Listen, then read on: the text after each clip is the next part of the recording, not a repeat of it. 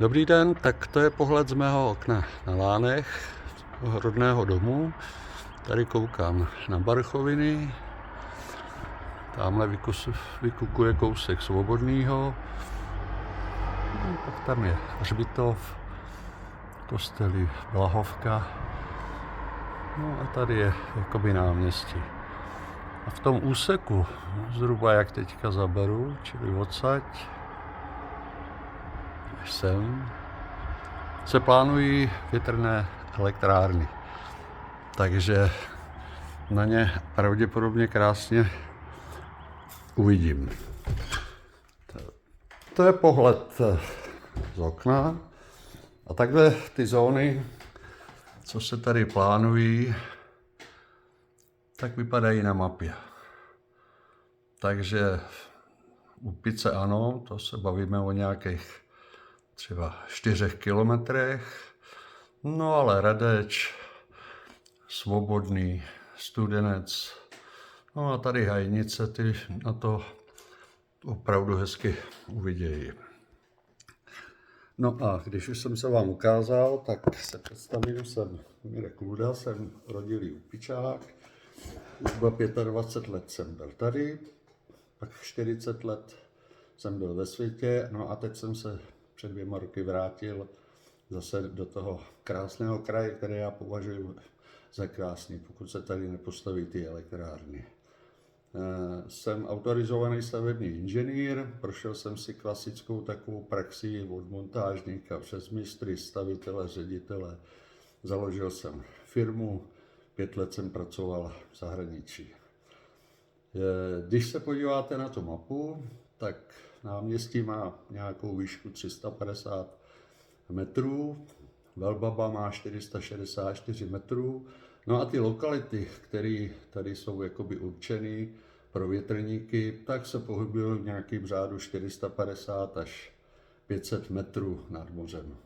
Mluví se o tom, že by tady měli výšku ty větrné elektrárny mít až 250 metrů, takže když to přidám k těm 500 zhruba metrů, tak jsme o 300 metrů ještě nad Velbabou. Jo, 300 metrů to je v Paříži jako Eiffelovka.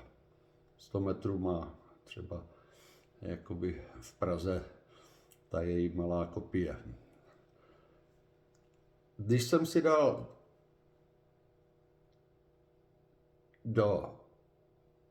do vyhledávače, kde jsou nejbližší betonárky, no tak jedna prostě je v Trutnově, druhá je ve Svatoňovicích. Čili dostat se do těchto prostor, tak prostě se pojede přes Úpici, Rokytník, no nevím podle toho, jak se zvolají ty trasy. Jo.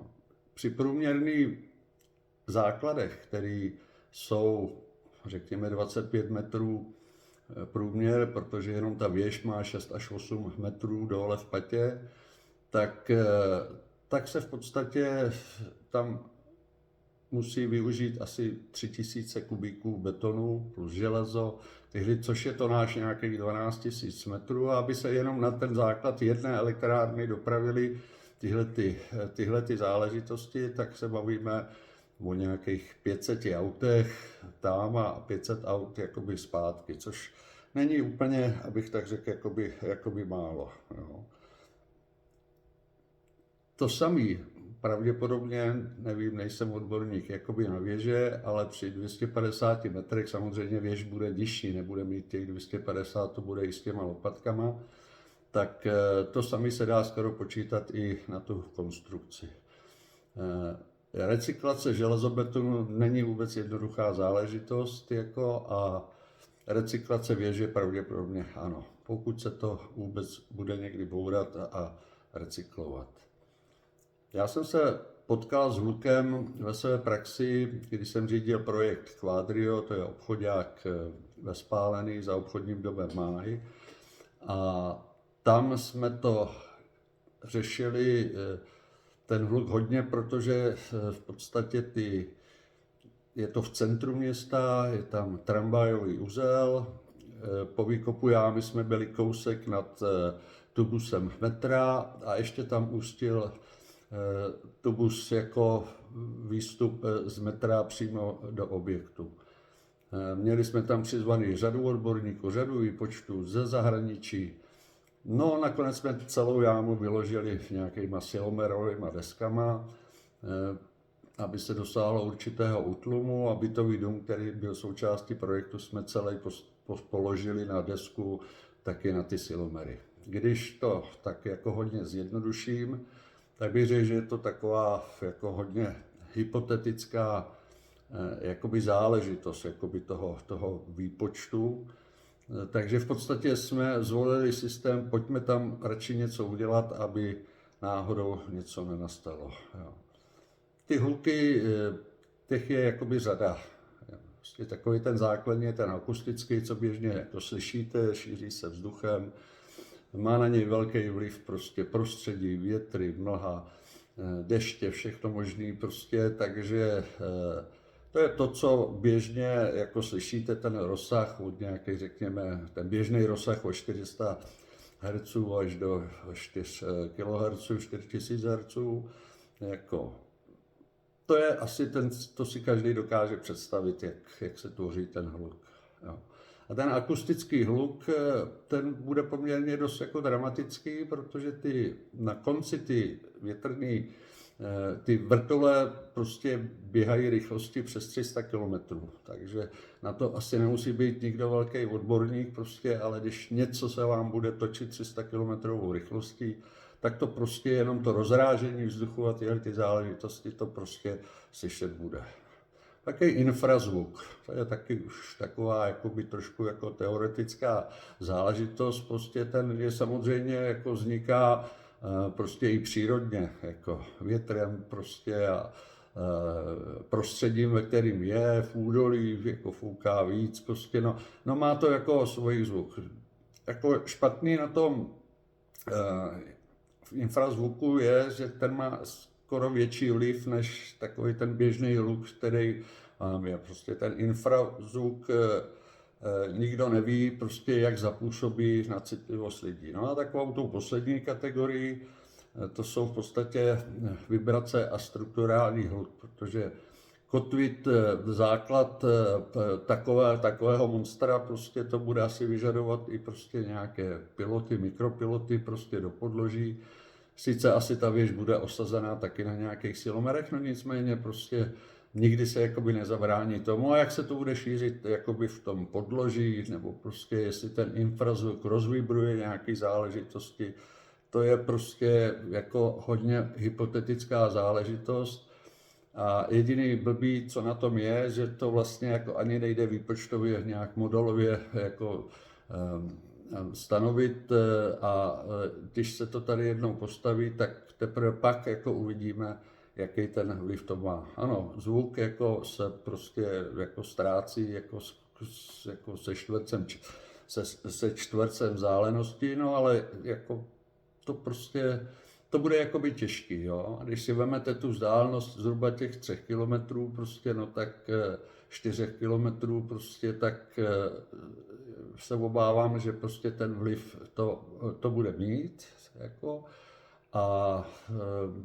A my s tím doteď nic nenauděláme, akorát prostě pak jako zjistíme, že to prostě ten vliv má prostě v jakýkoliv ty oblasti, no. To prostě bude asi potom jako těžký s tím něco udělat, protože obrana proti takovýmto zdrojům hluku v podstatě je nula.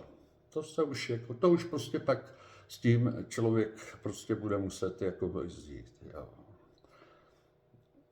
Jediný, co prostě bych jako nerad, protože teď koukám tady jakoby ze svého domu jako na protější kopec, kde je ten hřbitov, kam já až tady jednou nebudu, tak tam budu, a pokud nastanou takový nějaký prostě záležitosti, nehledě k tomu, že samozřejmě pokud dojde k nějaké interferenci a bude těch zařízení tam víc, tak to už vůbec nikdo nedokáže nasimulovat a zjistit, co to udělá, ale určitě to udělá to, že to zesílí prostě ty účinky těch jednotlivých kategorií hluku, které tam jsou prostě, a jako strašně bych jako nerad prostě, aby mě to jako, až tam jednou budu nahoře, tak aby mě to zbudilo, protože pravděpodobně bych asi se tady procházel jako nějaký zombík, což nepřeju nikomu, koho potkám, nebo tak, zvláště své rodině to nepřeji.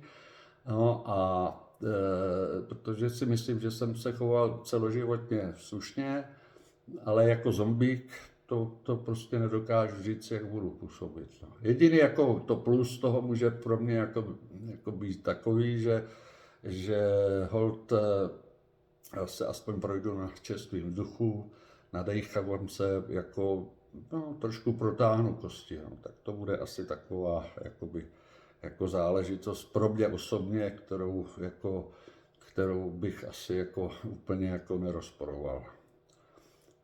Co se týče biznisu, v rodině mám jako jednoho Španěla, který se přes 20 let zabývá developerskými projektama větrných elektráren.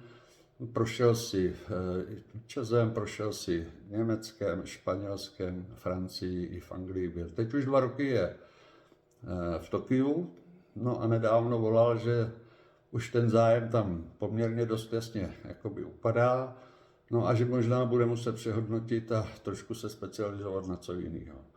Takže jako Češi, jako my prostě asi, to je prostě ten správný čas, kdyby takový jako biznis jsme měli začít u nás jakoby provozovat. Jo. Jenom, jako asi to všichni vědí, je to ty větrné elektrárny jako občasný zdroj, není to prostě trvalý zdroj a stejně musí být zálohovaný trvalýma zdrojema. A představa, že někdo sedí v elektrárně a řekne, nefouká, zapněte to, fouká, vypněte to také nefunguje. Ty trvalé zdroje prostě fungují prostě dál, protože musí vykrývat prostě tu kapacitu, která je tady potřeba. Takže vlastně jakoby při souběhu těchto záležitostí jako často dochází k těm ekonomickým souběhům, takže nám prostě běží jakoby na prázdno prostě trvalé zdroje a do toho se nám jako tam namotá několik jakoby megawatt toho občasného zdroje.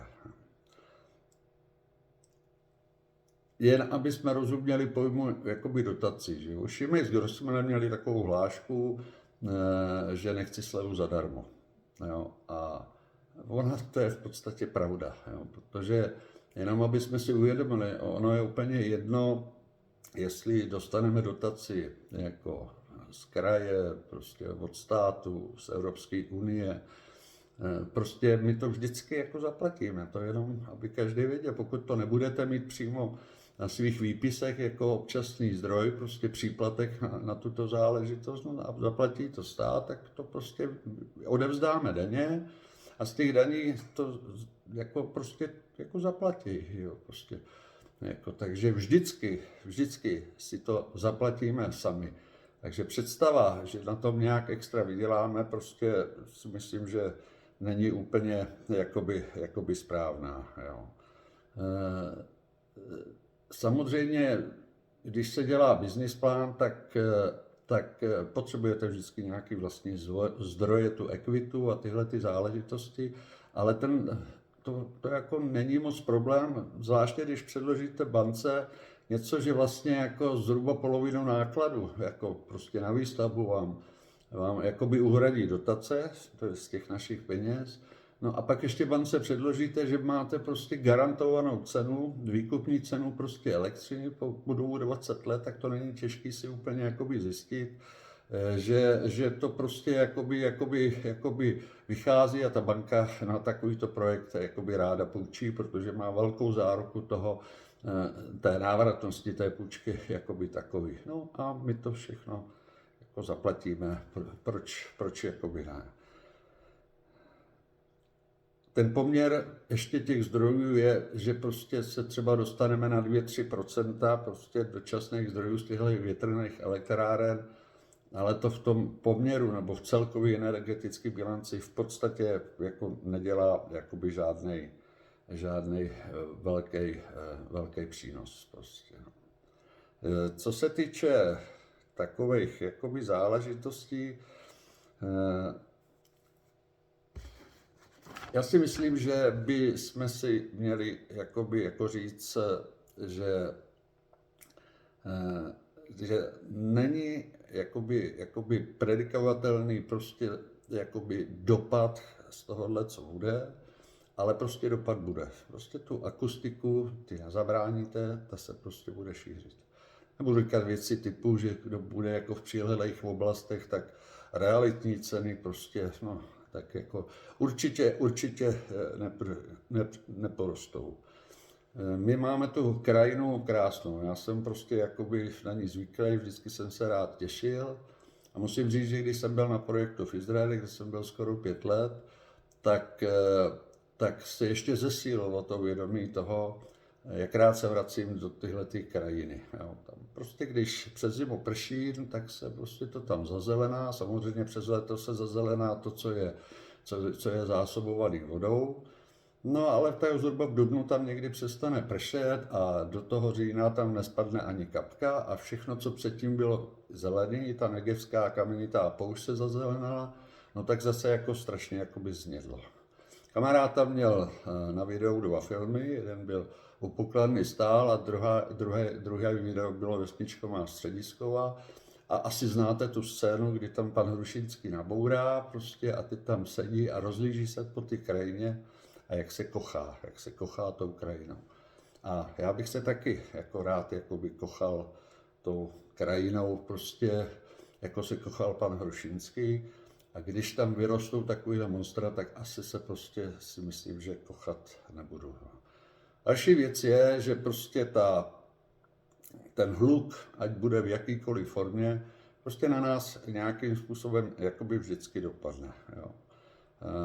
Hodně dopadne jako na ženský, protože chlapi, my jsme takový jakoby balovaní, nejsme až tak jako citliví, ale ty ženy už jsou jako geneticky nastavený prostě trošku jináč, ty už to spektrum slyšitelnosti, nebo citliví lidi to spektrum slyšitelný mají vyšší a slyšejí prostě i to, co jde pod 20 Hz, prostě co mnoho z nás jako neslyší a může je samozřejmě ovlivňovat a to už se ani nebavím o ty přírodě, už se nebavím ani o tom, prostě, že samozřejmě zvěř, ptáci, prostě, ty mají prostě ještě daleko vyšší práh jakoby citlivosti a daleko vyšší rozsahy toho, co cítí.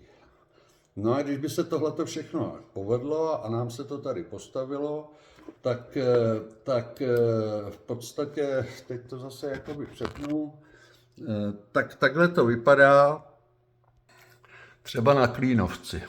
Jo, tam postavili větrnou elektrárnu a když se na ní podíváte, no to je nádherná. Ta už není v provozu, jo, to vidíte, jak to tam krásně jakoby rezne. No a tady mezi tím stačili postavit nový a asi se nezabývali tím, že by tuhletu jakoby starou jako zlikvidovali, tak tam jakoby zůstane, bude okrasou v podstatě krajiny. Možná i pak jakoby prohlásej za národně kulturní památku nebo technickou památku, no a prostě tam jakoby zůstane. Takže nechci, abyste moc přemýšleli, protože přemýšlení bolí, ale zkuste se trošku zamyslet, jestli tohle to chcem odkázat svým dětem, vnoučatům, anebo i sami sobě, dokud tady jsme. Tak zkuste přemýšlet. Mějte se hezky.